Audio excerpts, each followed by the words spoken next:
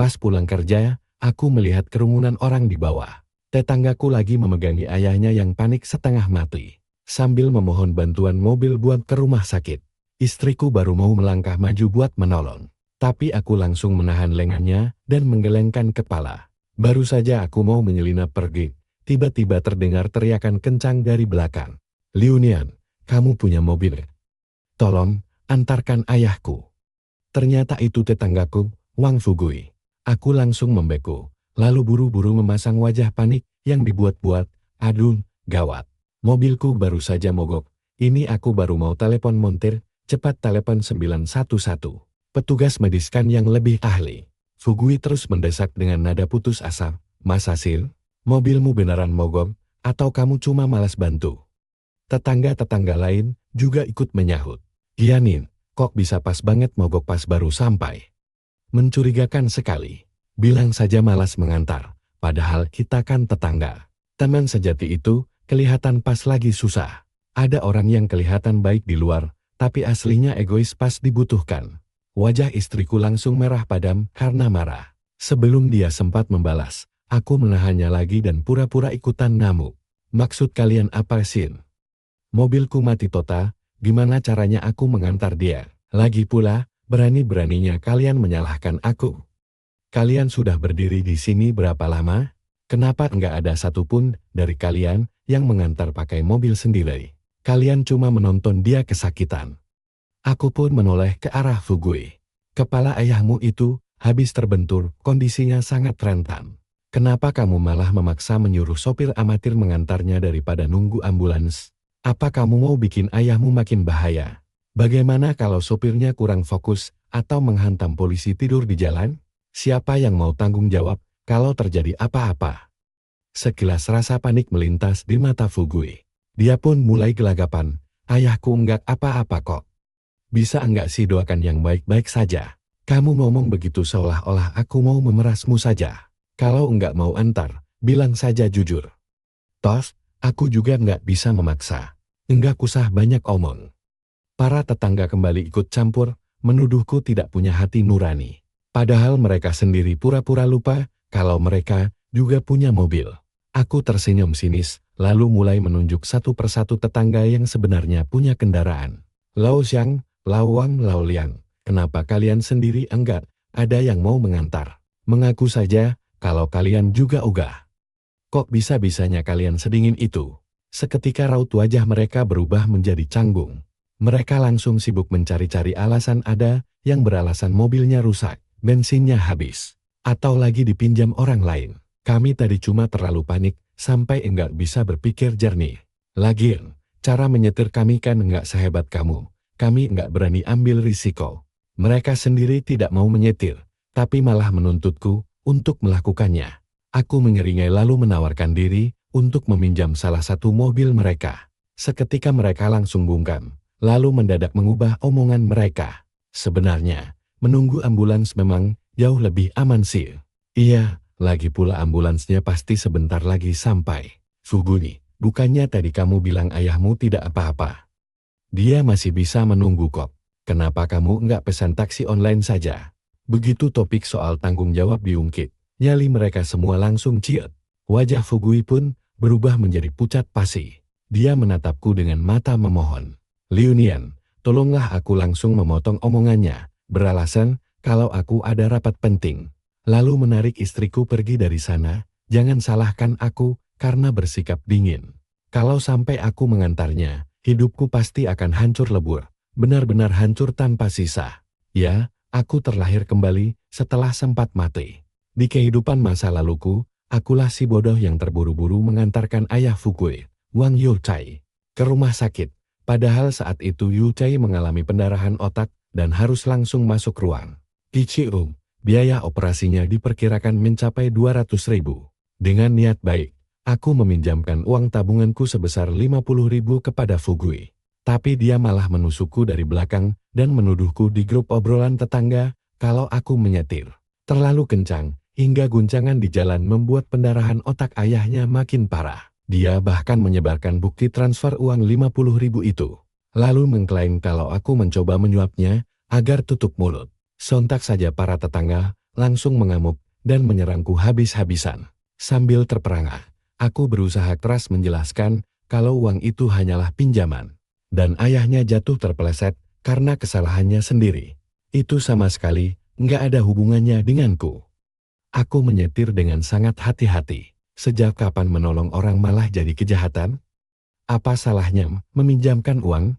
Tapi Fugui sama sekali tidak mau dengar. Dia berteriak di grup obrolan, omong kosong. Hanya karena kamu berniat menolong.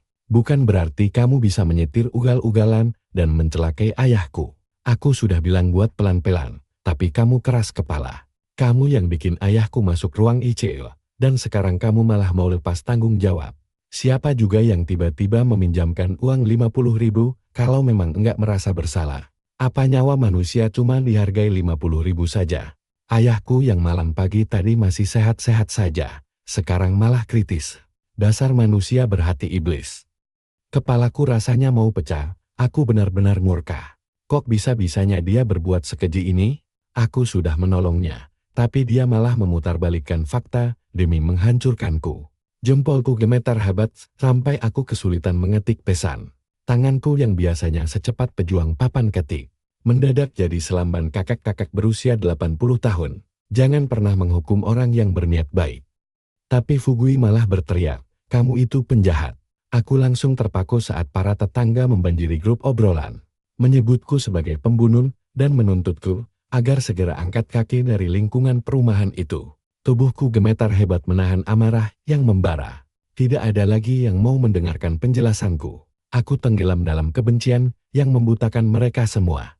Keesokan harinya, tumpukan sampah sudah menggunung di depan pintuku. Orang-orang melempari aku dengan telur busuk demi memaksaku pergi dari sana. Aku pun melarikan diri ke kantor. Tapi Fugui malah menyusul ke sana sambil membentangkan spanduk protes. Bosku sempat memanggil polisi, tapi petugas hanya memberi peringatan kepada Fugui lalu pergi begitu saja, karena Fugui terus bersikeras kalau akulah penyebab pendarahan otak ayahnya. Polisi enggan ikut campur lebih jauh, akhirnya bosku terpaksa menonaktifkan aku dari pekerjaan. Aku keluar dari kantor dengan perasaan sangat malu. Tapi di luar aku malah langsung dikepung oleh sekelompok orang yang merasa paling benar. Aku berusaha mati-matian menjelaskan kalau aku hanya berniat menolong. Kalau aku ini orang baik, tapi tiba-tiba sebuah balok kayu menghantam keras hidungku. Orang baik apanya? Kamu bayar uang itu karena kamu merasa bersalah. Teriak pria itu lantang. Darah segar langsung mengucur deras dari wajahku. Tubuhku dipukuli habis-habisan sampai babak belur. Membuatku harus lari terbirit-birit demi menyelamatkan nyawa. Selanjutnya, istriku juga diincar dengan cara yang persis sama sampai akhirnya dipecat dari pekerjaannya. Tidak sampai di situ, kabar buruk ini pun sampai ke taman kanak-kanak putri kami. Dia dirundung oleh teman-teman sekelasnya dan kepala sekolah langsung mengeluarkannya. Tepat saat aku membulatkan tekad untuk melawan balik sampai titik darah penghabisan. Fugui malah menghubungi pihak media. Semua data pribadi kami bocor dan kami terus-menerus diserang di internet secara kejam. Orang tuaku yang sudah lanjut usia tidak sanggup menanggung aib sosial ini. Lalu memilih melompat mengakhiri hidup mereka sendiri. Sementara istri dan putriku tewas ditabrak truk yang dikemudikan oleh seorang hakim jalanan saat kami mencoba melarikan diri dari kota lalu. Bagaimana dengan Fugui? Dengan berpura-pura menjadi korban, dia malah mendapatkan pengikut yang sangat banyak di internet. Dia mulai melakukan siaran langsung menceritakan kisah sedihnya yang langsung viral kemana-mana. Aliran donasi pun mengalir deras. Dengan mudah menutup semua biaya operasi ayahnya. Bahkan membuatnya mendadak kaya raya. Dia bahkan berencana membeli mobil mewah dan rumah megah. Perbedaan nasib kami benar-benar membuatku muak setengah mati. Semua kekayaannya itu dibangun di atas darah keluarga kami. Dengan mata yang gelap, karena murka, aku menyambar sebilah pisau, berlari ke rumahnya, dan membantai seluruh keluarganya yang berjumlah 4 orang tanpa ampun. Aku juga sempat menikam beberapa tetangga kompor yang ikut menghasut sebelum akhirnya polisi menyeretku pergi. Di persidangan, aku menolak mengaku bersalah. Sambil terus berteriak histeris ke arah pengacara dan kerabatnya. Aku pun dijatuhi hukuman mati, sebutir timah panas menembus tengkorak kepalaku. Dan aku langsung terkapar layaknya anjing mati. Hatiku dipenuhi oleh amarah dan penyesalan yang mendalam. Kenapa kebaikan yang kulakukan justru menghancurkan keluargaku sendiri? Kenapa orang baik harus menderita seperti ini? Sekarang, mumpung aku mendapatkan kesempatan kedua, aku bersumpah tidak akan pernah lagi menjadi orang sok baik yang naif. Aku akan menonton Yukai mati secara perlahan, menyaksikan para tetangga hancur lebur, dan melihat Fugui menghancurkan dirinya sendiri. Biarkan mereka semua membusuk bersama. Pas kami melangkah masuk ke dalam lift, istriku bertanya, "Kenapa kamu enggak mau bantu? Mobil kita sebenarnya enggak mogok, kan?" Aku tahu Fugui itu pemalas dan serakah, tapi ini kan menyangkut nyawa seseorang. Kamu enggak perlu bersikap sedingin melihat kebingungannya, aku pun berbisik lembut. Ayahnya terkena pendarahan otak, biaya operasinya sampai ratusan ribu. Dengan orang parasit seperti Fugui, menurutmu apa yang akan terjadi nanti? Dia pasti bakal menyalahkan kita. Dia akan menuduh kalau guncangan dari cara menyetir kita yang bikin pendarahan otaknya makin parah. Lalu memeras kita sampai habis.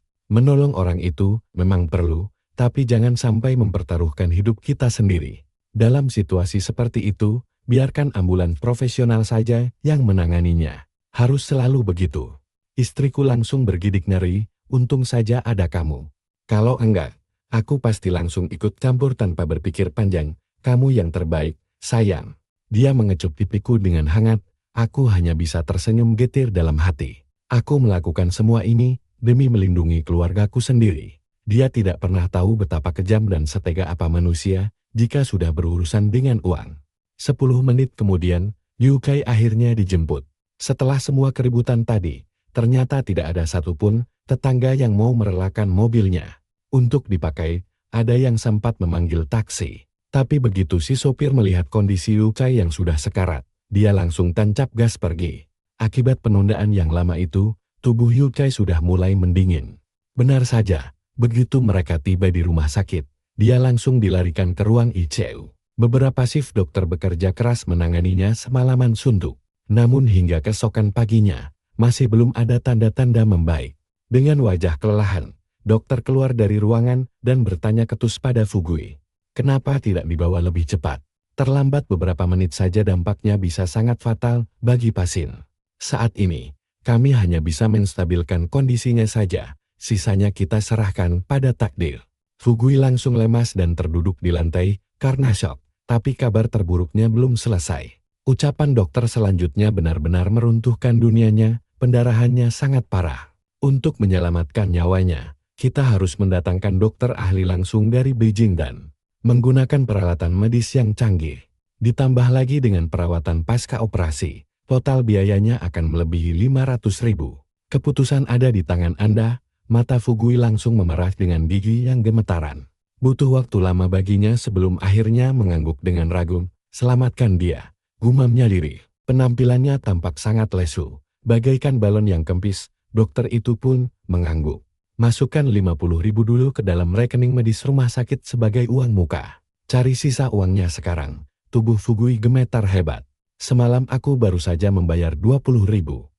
Apa uang itu sudah habis? Dokter langsung membalas dengan tegas. Anda harus paham kalau kondisi ayah Anda sekarang kritis. Kalau Anda memang berniat menyelamatkannya, jangan mengeluh soal uang. Anda seharusnya membawa dia ke sini lebih awal. Sekarang cepat cari uangnya. Fugui pun pergi dengan langkah guntai dan penuh penderitaan. Membaca kabar perkembangan ini di grup obrolan tetangga, meskipun terasa kurang pantas, aku tidak bisa menahan diri untuk tidak tertawa. Sungguh sangat memuaskan. Karena itu memang nyata dan kejam. Di kehidupan masa laluku, aku terburu-buru membawa ayahnya ke rumah sakit. Dan biaya untuk menyelamatkannya hanya 200.000. Ini benar-benar pembalasan yang setimpal.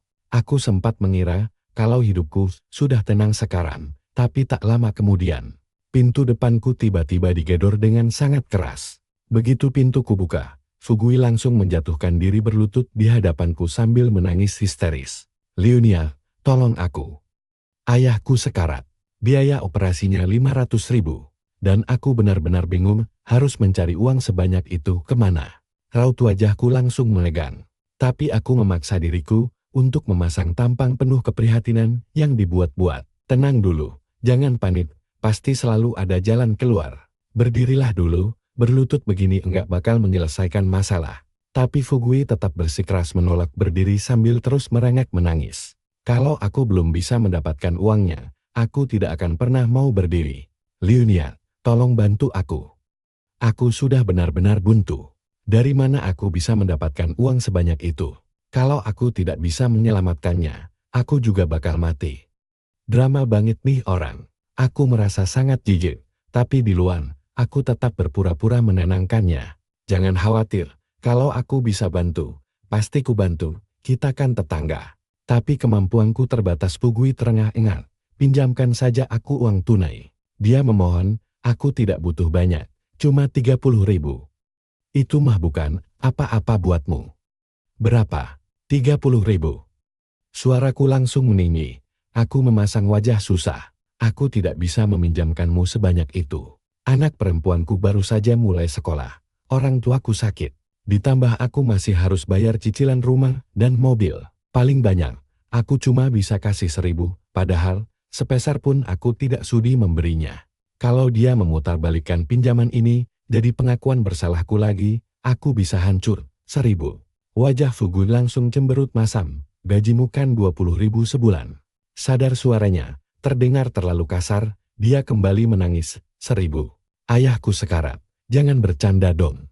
Gajiku habis buat kebutuhan bulanan, kataku dengan nada pasrah. Aku tidak bisa berbuat apa-apa lagi, cuma itu uang tunai yang kupunya.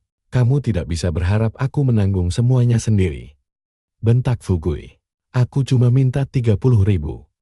Aku tahu kamu punya uang, bukannya istrimu kerja di bank. Kamu saja yang memang tidak mau membantu. Kita kan tetangga, jangan pelit-pelitlah. Lalu, dia malah nekat mencoba merebut ponselku untuk memeriksa saldoku. Wajahku langsung dingin. Kamu sudah keterlaluan, kita cuma tetangga. Aku tidak berutang apa-apa padamu. Aku tidak punya uang, jadi kamu tega melihatnya mati begitu saja. Tega sekali kamu memperlakukanku seperti ini. Ayahku sekarat, kami tidak punya uang sebanyak itu. Apa aku harus membiarkannya mati? Ratap Fugui, mulai memohon lagi. Aku mohon padamu, Liunian. Pikirkanlah cara lain. Tanya keluargamu, atau ambil pinjaman atas namamu untukku. Tolong bantu aku. Aku bersumpah akan membayarmu kembali. Pinjam sampai ke 8 generasi leluhurku. Ogah banget, aku menggelengkan kepala dengan tegas. Maaf, aku tidak bisa menghancurkan diriku sendiri demi membantumu. Aku punya keluarga yang harus kupikirkan. Kita bahkan tidak sedekat itu. Tapi aku bisa bantu posting di grup obrolan gedung kita, atau kamu bisa coba menggalang dana. Istrimu kan bisa menjaminkan rumah kalian untuk dapat pinjaman. Wang Fugui menjerit, benar-benar kehilangan kesabaran, kita ini tetangga. Kok kamu bisa sedingin itu? Bagaimana bisa kamu cuma menonton ayahku sekarat dan tidak melakukan apa-apa? Gini namanya pembunuhan. Aku mencibir, aku kan sudah memberimu pilihan. Mau apa lagi, Sil? Apa aku harus menguras seluruh rekening bankku untukmu? Ya, memang keadaanmu sedang sulit, tapi aku tidak berutang apa-apa padamu. Saling menyapa saja kita jarang, dan sekarang kamu malah bersikap seolah kita ini keluarga. Jangan melunjak deh, sebagai tetangga, aku sudah melakukan cukup banyak hal. Ekspresi Wang Fugui berubah dengan cepat. Tiba-tiba, dia menangis tersedu-sedu. Maafkan aku, Liunian, ayahku sekarat, dan aku panik sekali. Aku tidak bermaksud begitu. Kemudian, dia berlutut dan mulai bersujud. Tolong bantu aku. Kamu kan suka membantu orang. Aku bisa menulis surat utang untukmu. Maaf, tapi memaksaku tidak akan mengubah apapun. Aku kan sudah memberimu ide. Aku mengangkat bahu, sama sekali tidak peduli. Jadi kamu benar-benar tidak mau membantu. Wajah Wang Fugui langsung berubah sinis. Melihat sikap acuh tak acuhku, dia membentak. Kalau saja kamu mau mengantarkan ayahku ke rumah sakit, dia tidak akan sampai kena stroke. Berani-beraninya kamu menolak. Apa kamu punya hati nurani? Kamu harus meminjamkan uang ini kepadaku. Kedoknya akhirnya terbuka, wajahku menggelap. Ayahmu itu jatuh sendiri. Kalau sekarang saja kamu menyalahkanku, kamu pasti akan menyalahkanku jika dia sampai meninggal. Lagi pula, mobilku kan rusak. Bagaimana caranya aku mengantarnya? Berhenti mencoba melimpahkan kesalahan ini padaku. Secara hukum aku tidak punya kewajiban untuk membantu. Jadi silakan saja kalau mau menuntut. Wajah Wang Fugui memerah padan. Ayahku sekarat dan kamu malah menghinaku. Mobilmu itu baik-baik saja. Kamu saja yang memang tidak mau membantu. Hingga membuatnya melewatkan masa kritis untuk penanganan darurat. Ini semua salahmu. Aku tertawa, sejak kapan kamu yang menentukan apakah mobilku rusak atau tidak? Kamulah yang menunda pengobatannya. Ada banyak tetangga di sekitar sini. Kenapa kamu tidak meminta tolong pada mereka saja? Tunjukkan padaku undang-undang yang mewajibkanku untuk membantu, atau tanggung sendiri akibatnya. Sana pergi. Ini bukan tempat untuk mengamuk. Aku mulai menutup pintu. Wang Fugui berteriak, Su Liunian, kamu bajingan tidak punya hati. Karma akan membalasmu. Dia pergi dengan marah, melihat punggungnya, aku mencibir. Kalau aku benar-benar membantunya, barulah saat itulah karma akan menimpaku. Sekarang aku merasa lega sekali. Aku membanting pintu. Dia tidak akan menggangguku lagi kan? Namun, tepat di saat aku mengira ketenangan telah kembali, grup obrolan gedung kami langsung ramai berbunyi. Ayahku terkena stroke dan butuh operasi. Kami membutuhkan 500.000 yuan. Tolong pinjamkan kami uang. Kami akan mengembalikannya dalam waktu 3 tahun. Kami sangat berterima kasih atas bantuannya. Jika kalian membutuhkan bantuan kelak, tanyakan saja pada kami. Aku baru saja mau menyeringai, tetapi senyumku langsung membeku seketika. Dia menulis, terima kasih khusus kepada Liunian karena telah berjanji meminjamkanku 30.000 yuan. Bisa tolong ditransfer sekarang? Hei Su Liunian di kamar 504, cepat kirim. Apa sih bodoh ini serius? Wajahku menjadi gelap gulita, dan aku langsung membalas pesannya. Siapa yang berjanji padamu? Tunjukkan buktinya. Bahkan jika kamu membunuhku sekalipun, aku tidak punya uang 30.000 yuan. Wang Fugui segera berlagak menjadi korban. Liunian, apa maksudmu? Kalau kamu memang sedang kesulitan, katakan saja jujur. Pinjamkan saja sebisamu, tapi jangan pura-pura lupa begitu dong. Kamu kan tadi jelas-jelas sudah berjanji padaku. Apa sudah tidak ada rasa saling percaya di antara tetangga? Haruskah kita merekam semuanya? Tepat saat aku hampir meledak karena marah, tetangga-tetangga lain mulai ikut campur. Su Liunian, sudahlah. Fugui kan sedang mengalami musibah berat. Apa kamu harus sekejam itu? Mana rasa empatimu? Itu kan cuma 30.000 yuan. Kenapa sekarang malah ingkar janji? Apa seorang pria dewasa tidak punya harga diri? Berikan saja dia uangnya. Jangan membuat kami memandang rendah dirimu. Kalau kamu masih punya hati nurani, cepat serahkan uang itu. Ayahnya sedang di rumah sakit, menunggu diselamatkan. Bagaimana bisa kamu tidur nyenyak di malam hari? Aku tertawa saking marahnya. Kalian semua bodoh ya. Kalau dia bilang aku berjanji, berarti aku memang berjanji. Kalau dia bilang kalian semua berjanji menyumbang 30.000, apa kalian mau bayar? Ini konyol banget. Kenapa juga aku harus memberinya 30.000 yuan? Bahkan, kalau ada kerabat dekat yang minta pinjam 3.000 saja aku akan berpikir 2 kali. Apalagi orang ini. Kemudian, aku mulai membeberkan kelakuan mereka satu persatu. Pak Toon, waktu kamu dirawat di rumah sakit, aku yang mengantarkan cucumu sekolah setiap hari selama sebulan penuh. Pak Tuasan, waktu anakmu pergi jauh siapa yang sibuk ke sana kemari membantumu mengurus asuransi dan bantuan sosial? Pak Tualian, 6 bulan lalu kamu bilang istrimu butuh uang darurat. Aku meminjamimu 5.000 yuan, dan sampai sekarang kamu belum mengembalikannya. Apa aku pernah menagihmu setengah mati? Aku tidak akan menyebutkan semuanya. Tapi berani-beraninya kalian bilang aku tidak punya hati nurani? Memangnya kalian punya? Aku pikir mereka akan merasa bersalah, tapi mereka malah marah. Terus kenapa? Apa itu bisa jadi alasan untuk mengingkari janjimu? Kamu mengungkit-ungkit kebaikan lama itu cuma buat membuat kami merasa bersalah, agar kami membayar utang kami? Tentu saja kamu pernah membantu kami, tapi kami kan sudah berterima kasih. Tapi bukan berarti kamu bisa ingkar janji. Semuanya, jangan biarkan dia membuat kita merasa bersalah.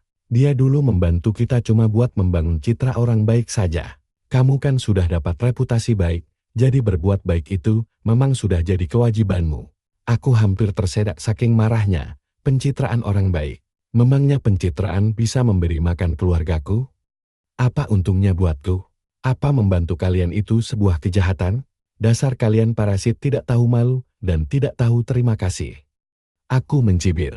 Aku tidak akan memberikan sepeser pun, aku tidak pernah menjanjikan apapun pada bajingan ini. Dia gagal meminjam uang, jadi sekarang dia mencoba menyalahkan serangan stroke ayahnya kepadaku. Aku tidak akan meminjamkannya sepeser pun. Dan kalian orang-orang bodoh malah kasihan pada sampah ini. Persetan dengan kalian semua. Grup obrolan langsung meledak dengan hinaan yang menyerang karakterku. Kemudian, Wang Fugui dengan cepat berlagak menjadi korban lagi. Liu Nian, kalau kamu memang tidak mau meminjamkannya, ya sudah tidak apa-apa tapi jangan serang harga diriku. Aku mungkin bukan orang kaya, tapi aku ini jujur. Bagaimana bisa aku melakukan hal sehina itu? Kamu bohong.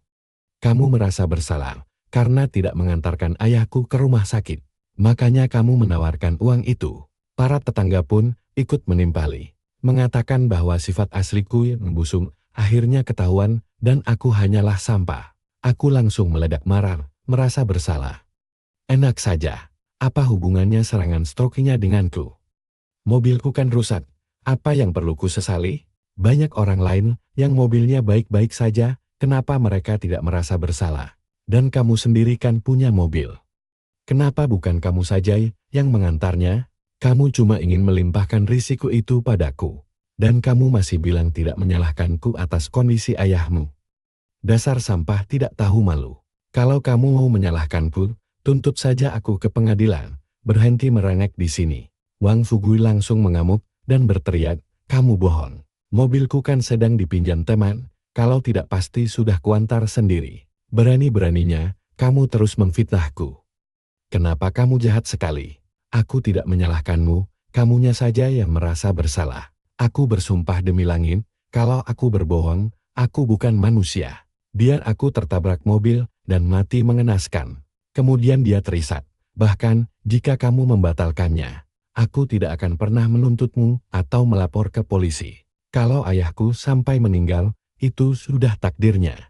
Mendengar hal ini, para tetangga mendesaknya untuk tidak menyerah. Kami akan menuntut keadilan untukmu. Lalu mereka mulai berteriak padaku, Fugui itu orang baik, dia tidak mungkin bohong. Tapi kamu, dasar munafik berhati busuk, memfitnah orang yang tidak bersalah, apa hati nuranimu tidak sakit?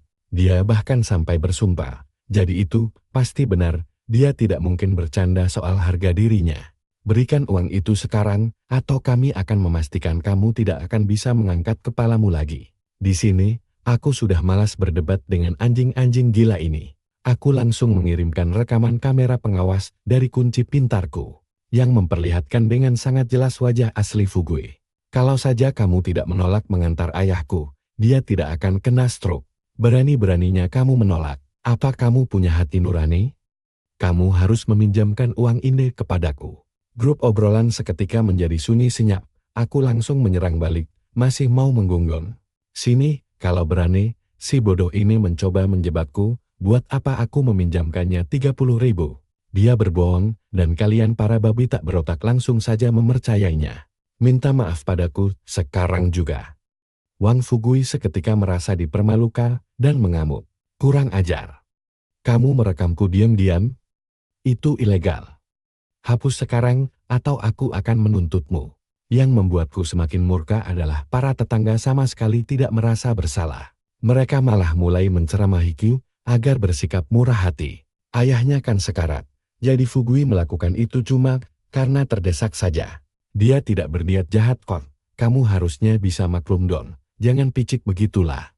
Memang si Fugui salah, tapi kalau dikesampingkan hal itu, apa kamu sendiri benar-benar bersih tanpa salah? Cuma melihat tetanggamu kesusahan, dan cuma menawarkan 1.000 yuan, kata-katamu kasar sekali, keterlaluan. Sebagai ganti rugi, kamu harus meminjaminya 30.000 yuan. Aku langsung membentak, minjam gundulmu. Dia jelas-jelas menyalahkan stroke ayahnya padaku, dan kalian bilang dia tidak bermaksud jahat, dia berbohong, kalau aku menjanjikan 30.000 yuan cuma untuk merusak reputasiku. Dan kalian sebut itu tidak berbahaya? Persetan dengan kalian. Kalau aku tidak punya rekaman video itu, aku pasti sudah hancur. Dia mengincarku, dan aku harus memaafkannya, lalu memberikan uang begitu saja. Apa isi otak kalian cuma sampar? Kalian menyebutku kejam, tapi di mana kalian saat dia mencoba menghancurkanku? Menggunggong baik. Karena kalian semua begitu dermawan. Kenapa tidak kalian masing-masing saja yang memberinya 30.000 yuan? Kalau aku, jangan harap aku mau memberikan 1 sen pun. Obrolan grup langsung hening seketika. Aku sudah bisa membayangkan mereka meradang tapi takut untuk bicara. Aku baru saja akan membungkam grup itu ketika Wang Fugui tiba-tiba meminta maaf. Maafkan aku, Liu Nian, ayahku sedang sekarat, dan aku panik. Boleh aku datang ke rumahmu dan bersujud untuk minta maaf? Tolong maafkan aku. Pinjamkan berapa saja yang kamu bisa. Beberapa yuan pun tidak apa-apa. Jadi, demi menyelamatkan ayahmu, kamu rela menghancurkanku. Aku menjawab dengan dingin. Simpan saja bicaramu, kemunafikanmu membuatku mual. Aku menutup obrolan. Tak lama kemudian, Fugui mencoba menggalang dana dari tetangga yang lain. Tetangga-tetangga dermawan yang sebelumnya bilang 30.000 yuan bukan masalah besar. Tiba-tiba langsung kesal. Bahkan meminjamkan 300 yuan saja lamanya minta ampun. Sambil menuntut agar Fugui mengingat kebaikan mereka. Pada akhirnya, mereka nyaris tidak bisa mengumpulkan 5.000 yuan. Pinjaman terbesar bahkan hanya 800 yuan. Itu pun dengan peringatan tanpa henti untuk mengembalikannya, tuntutan tanda tangan surat utang. Dan saksi pihak ketiga, ini benar-benar kocak.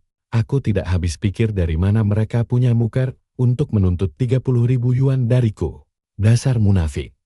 Aku tidak menahan diri dan langsung mengejek mereka di obrolan grup. 30.000 yuan dibilang uang receh. Tapi 300 yuan dirasa berharga banget.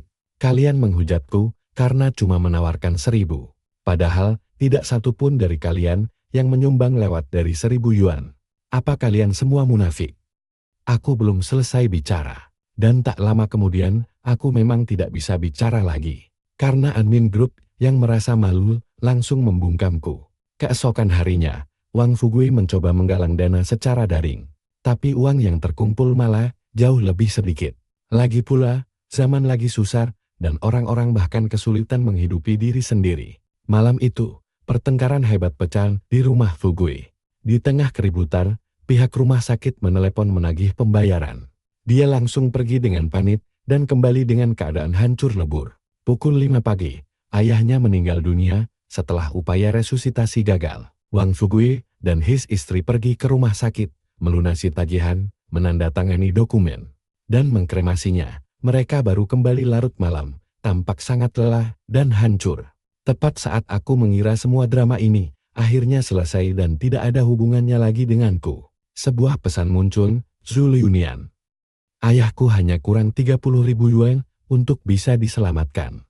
Kenapa kamu tidak mau meminjamkannya padaku? Kamu yang membunuhnya, kamu. Bagaimana bisa ini jadi salahku?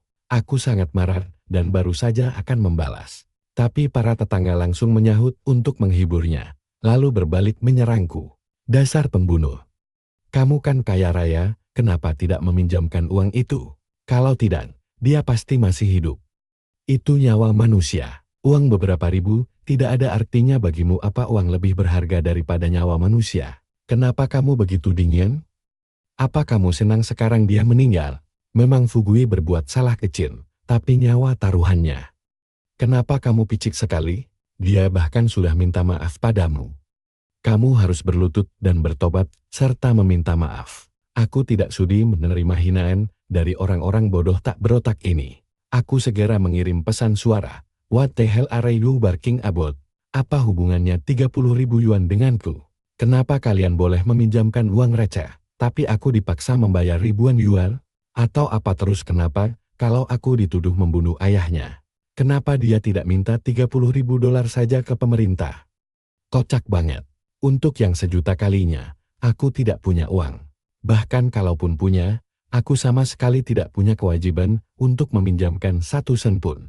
Padanya coba beritahu aku, hukum mana yang kulanggar karena menyimpan uangku sendiri. Dan berhentilah mencoba membuatku merasa bersalah. Kenapa kalian tidak meminjamkannya 30.000 dolar? Apa jangan-jangan kalian semua juga yang membunuh Wang Yukai? Apa sekarang kalian semua jadi pembunuh? Aku benar-benar muak. Hukum mana yang bilang kalau tetangga wajib menyerahkan uang tunai? Wang Yukai itu bukan ayahku, dan dompetnya yang kosong melompong bukan urusanku.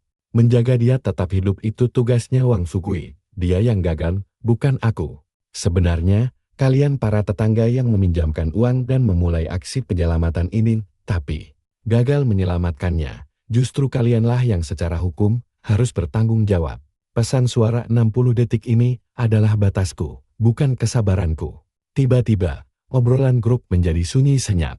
Kupikir mereka akan merasa sedikit bersalah. Alih-alih begitu, Wang Fugui malah meraung. Ayahku sudah meninggal. Dan kamu masih bicara seperti ini? Apa kamu punya hati?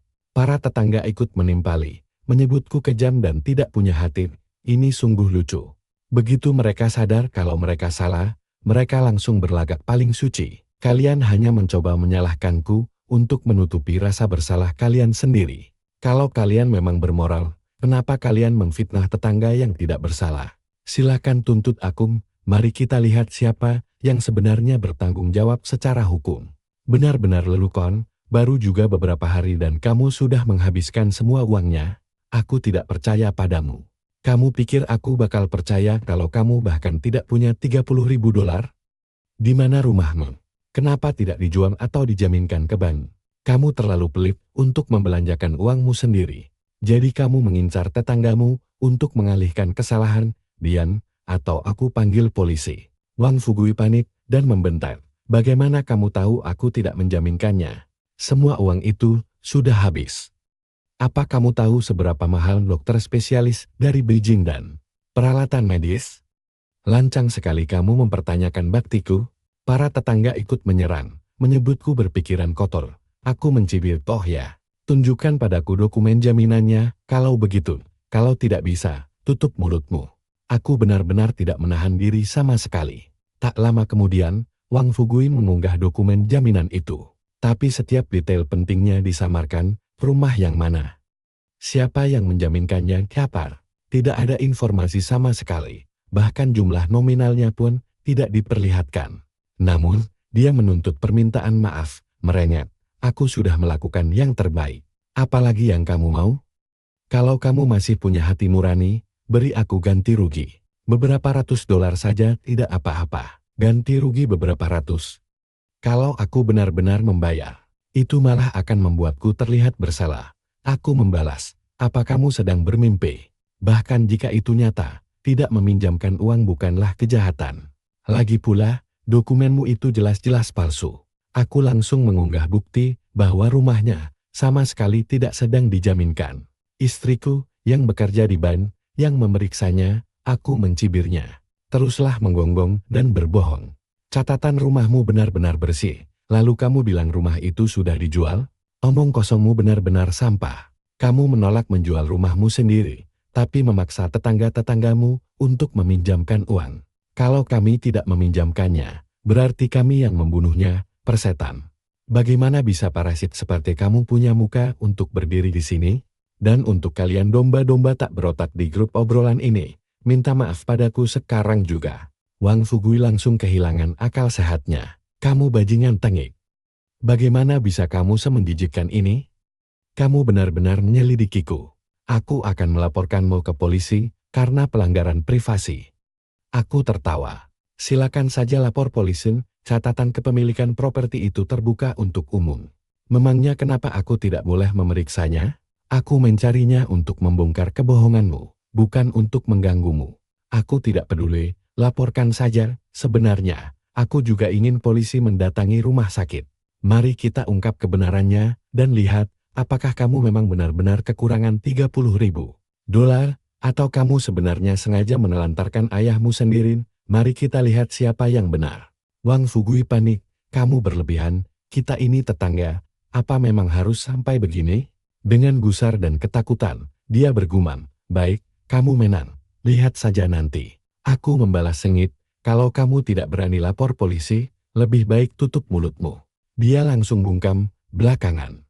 Beberapa tetangga berkomentar pasif-agresif tentang aku yang berdarah dingin. Aku memaki mereka satu persatu, aku menolak membiarkan mereka begitu saja. Karena murka, mereka memohon kepada admin grup untuk mengeluarkan aku dari grup. Kupikir Wang Fugui tidak akan menggangguku lagi. Tapi keesokan paginya, saat aku hendak masuk ke mobil di garasi untuk pergi bekerja, Sesosok bayangan tiba-tiba menghalangi jalanku. Dia menoleh ke sekeliling, wajahnya menyeringai licik. Su Liunian, kamu harus memberiku uang hari ini, mau tidak mau. Tidak ada uang yang tidak bisa kudapatkan. Aku tidak mengerti kenapa kamu tidak mau memberiku sedikit saja, kamu kan kaya raya. Dia menyeringai, ini adalah titik buta CCTV. Kalau kamu tidak mau bekerja sama, aku akan datang ke kantormu dan membuat keributan sampai kamu dipecat. Aku mencibir. Apa kamu sudah gila? Kamu pikir semua orang berutang padamu? Bukan urusanmu, kalau aku punya uang dan kamu mau bikin keributan. Apa kamu tahu mobil apa ini?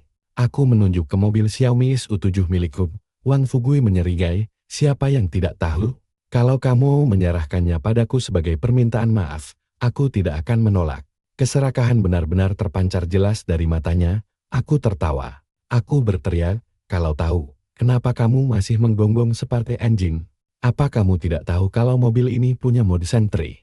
Aku akan mengunggah ancamanmu dan semua video saat kamu memfitnahku ke internet. Mari kita lihat apakah kamu bisa selamat dari ini. Kalau aku tidak memasukkanmu ke penjara, margaku bukan Su. Wajah Wang Fugui langsung menjadi gelap. Dia menggertakkan giginya, hapus videonya, dan aku akan melupakan masalah ini. Kalau tidak, pergi sana. Aku membentak. Kamu pikir aku bodoh? Bajingan sepertimu punya reputasi kredit yang lebih buruk daripada sepeda sewaan. Wang Fugui pergi dengan marah sambil berteriak. Baik, kamu pikir kamu hebat. Coba saja unggah video itu. Aku akan melawanmu sampai mati. Mimpi saja sana. Aku mengejek punggungnya yang menjauh dan tertawa terbahak-bahak melihat keputusasaannya yang begitu menyedihkan. Rasa lega langsung menyelimutiku. Aku tahu dia tidak akan berani menggangguku lagi. Akhirnya aku terbebas dari bajingan itu. Tapi, semuanya akan menjadi semakin menarik. Dia pasti tidak akan melepaskan masalah ini begitu saja. Para tetangga yang sebenarnya membantunya sebentar lagi akan menderita. Dan aku sudah tidak sabar untuk menonton pertunjukannya. Benar saja, tidak lama setelah aku sampai di tempat kerja, aku melihat Wang Fugui membombardir obrolan grup. Menyasar orang-orang yang telah meminjamkan uang kepadanya, kalian para pembunuh.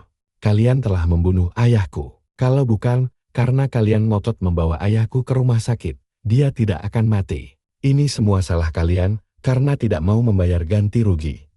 Aku tidak akan tinggal diam. Kemudian, dia menuntut uang ganti rugi sebesar 1000 kali lipat dari jumlah uang yang dipinjamkan oleh masing-masing tetangga kepadanya. Yang paling tinggi 800.000 dan paling rendah 50.000. Dengan total keseluruhan mencapai lebih dari 5 juta. Para tetangga benar-benar tercengang. Dengan panik, mereka menjelaskan bahwa mereka sama sekali tidak ada hubungannya dengan masalah itu. Dan hanya meminjamkan uang atas dasar niat baik. Wang Fugui mendengus sinis, niat baik dari mana?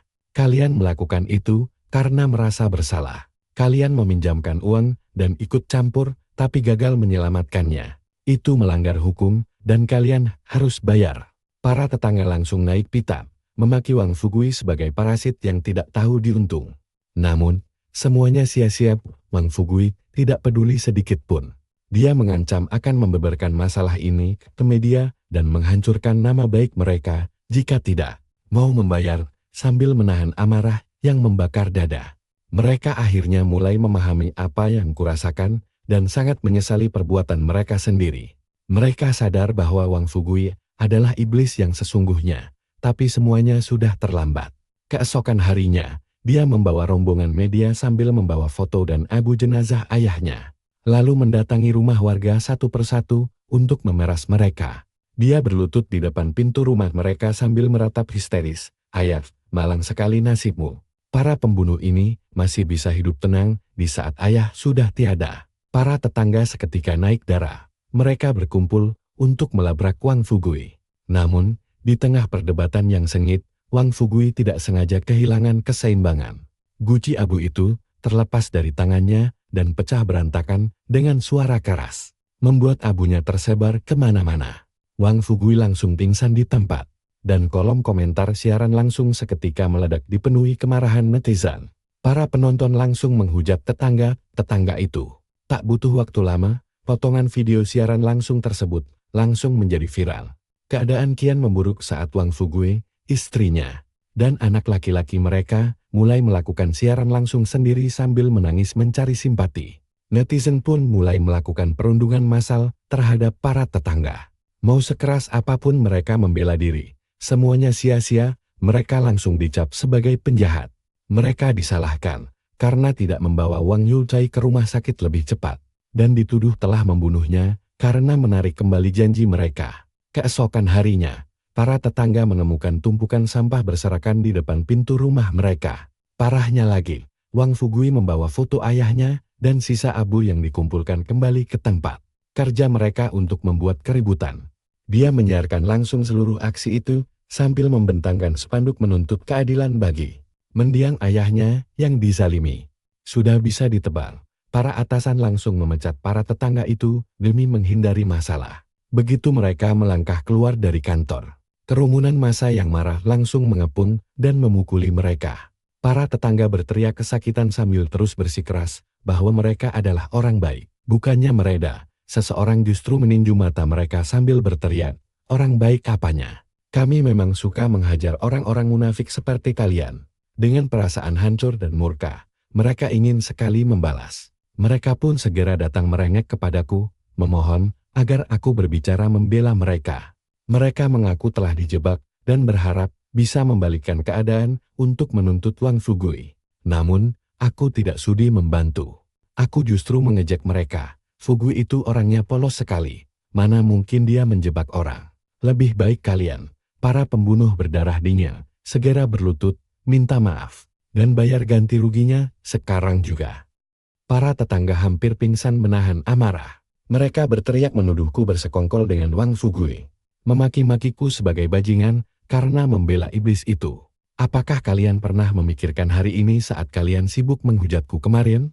Ujarku sambil mendengus sinis, lalu melenggang pergi. Ini semua karena ulah mereka sendiri. Para tetangga hanya bisa menghentakkan kaki dengan kesal. Tak lama kemudian, beberapa dari mereka tidak kuat menahan tekanan, lalu membayar Wang Fugui agar masalah selesai. Sisanya bersatu untuk menuntutnya atas pencemaran nama baik. Tetapi hakim langsung menolak gugatan tersebut. Kalau memang tidak ada hubungannya dengan kalian, kenapa kalian meminjamkan uang untuk operasinya? Wang Yukai meninggal pasca operasi, jadi kalian jelas terlibat. Para tetangga seketika tercengang. Mereka berlutut di hadapanku sambil menangis tersedu-sedu. Memohon agar aku membuktikan kalau Wang Fugui sedang memeras mereka. Liunian, kami salah. Kami benar-benar salah. Aku menatap mereka dengan pandangan datar. Ayahnya kan baru saja meninggal. Dia kasihan sekali. Memangnya apa salahnya memberi dia sedikit uang? Kita ini kan tetangga, jangan dingin begitulah. Lagi pula, uang 5 juta itu tidak seberapa. Fugui melakukan ini murni karena dia sedang berduka.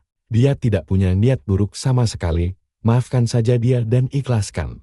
Ya, dia memang melakukan kesalahan kecil. Tapi di luar itu semua, apa kalian merasa benar-benar bersih tanpa dosa? Kalian melihat tetangga sendiri sedang kesusahan, tapi hanya meminjamkan uang beberapa ratus. Bahkan tega melontarkan kata-kata sekasar itu. Sungguh keterlaluan. Untuk menebus kesalahan pada Fugui, sebaiknya kalian bayar saja uang 5 juta itu.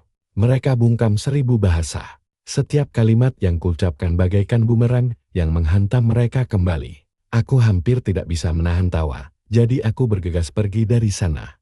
Para tetangga berteriak frustrasi dari belakang. Kami kan sudah minta maaf. Memangnya mau apa lagi sih? Kenapa kamu picik sekali? Tolonglah kami. Apa kamu memang sengaja ingin membuat kami bunuh diri? Aku tidak sudi menoleh sedikit pun.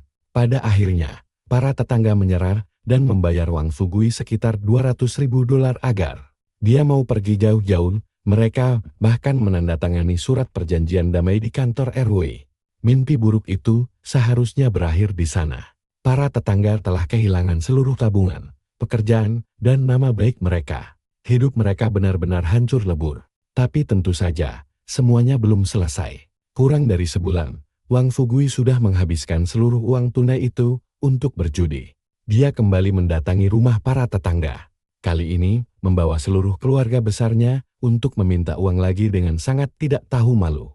Merasa geram, para tetangga akhirnya melapor ke polisi. Dan Fugui pun dijebloskan ke sel selama beberapa hari. Begitu bebas dari penjara, dia tidak lagi membuat keributan fisik. Sebagai gantinya, dia menceritakan kepada setiap orang yang ditemuinya bahwa para tetangga telah membunuh ayahnya dan membayar uang ganti rugi. Setiap kali mereka mendapatkan pekerjaan baru, dia selalu berhasil membuat mereka dipecat, membuat mereka terus-menerus menjadi sasaran makian publik. Hidup mereka begitu menderita. Tapi polisi tidak bisa berbuat apa-apa karena secara teknis dia hanya sekadar berbicara. Hingga akhirnya, salah seorang tetangga habis kesabaran dan mengumpat di depan muka Wang Sugui, mengatakan kalau dia adalah sampah masyarakat dan kematian ayahnya adalah karena murka. Wang Sugui memukulinya dengan brutal hingga beberapa giginya rontok. Dia harus membayar ganti rugi sebesar puluhan ribu dolar agar kasusnya bisa damai. Dan dia tetap saja dijebloskan ke penjara selama 2 minggu. Begitu bebas, dia mengetahui kalau pengurus RW sedang mendiskusikan rencana untuk mengusir keluarganya dengan penuh amarah. Dia menyambar golok pemotong daging dan menyerbu kantor RW untuk melabrak mereka. Di tengah adu mulut yang kian memanas, seseorang mengancam akan memanggil polisi dan menuntutnya atas percobaan pembunuhan. Bahkan sampai menunjuk ke kepalanya sendiri untuk memprovokasi Fugui. Dasar pengecut. Memangnya kamu punya nyali untuk mengayunkan golok itu? Coba kalau berani. Seketika itu juga Wang Fugui kehilangan akal sehatnya dan menebas kepala orang itu hingga putus. Para tetangga yang ketakutan langsung berhamburan maju untuk meringkusnya, sambil berteriak histeris kalau dia adalah pembunuh yang bakal berakhir di depan regu tembak. Wang Fugui, kamu tamat. Letakkan goloknya dan menyerahlah. Tapi Wang Fugui sudah benar-benar kesurupan. Dia membacok 14 orang sebelum akhirnya para petugas keamanan berhasil merobohkannya ke tanah. Tak lama kemudian, polisi datang dan menyeretnya pergi dengan tangan di borgong. Dia akhirnya dijatuhi hukuman mati. 6 bulan kemudian, aku mendapatkan promosi jabatan yang besar berkat kinerjaku yang luar biasa. Aku naik pangkat menjadi manajer dengan gaji 50.000 sebulan. Putriku berhasil meraih peringkat pertama di sekolahnya. Dan istriku baru saja mendapatkan kontrak besar, meraup komisi yang sangat tebal, serta bersiap untuk promosi jabatannya sendiri.